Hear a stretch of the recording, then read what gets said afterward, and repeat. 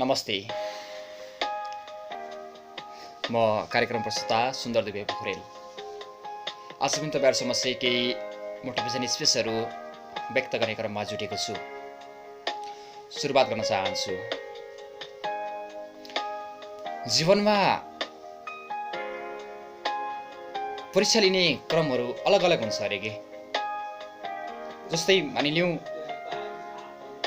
हामीलाई स्कुलमा गुरुले सिकाउनुहुन्छ अनि पहिला गुरुले हामीलाई सिकाउनुहुन्छ अनि पछि मात्रै परीक्षा लिनुहुन्छ अरे। अनि जिन्दगीको कुरा गरौँ, जिन्दगीले हामीलाई पहिला परीक्षा लिन्छ अनि मात्रै सिकाउँछ। आज हेर्नुहुन्छ भने प्रकृतिसँगै जुझ्न चाहन्छु म मानव व्यक्तित्वलाई। कति मान्छेहरू हामीले देख्न सकिन्छ के एउटा सानो सानो कुरामा पनि आफ्नो मन बिगाड्छ, आत्महत्या गर्छ, हरेक कुराहरू गर्छ के।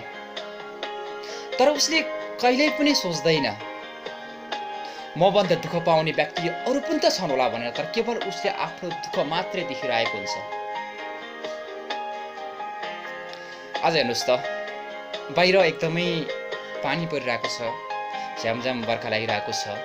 म एउटा मन्द कोठामा बसेर के गरौँ भनेर आज सानो कुराहरू, यस्तै कुराहरू तपाईहरुसँग चाहिँ प्रस्तुत गर्ने जमर्कोमा पनि जुटिरहेको छु।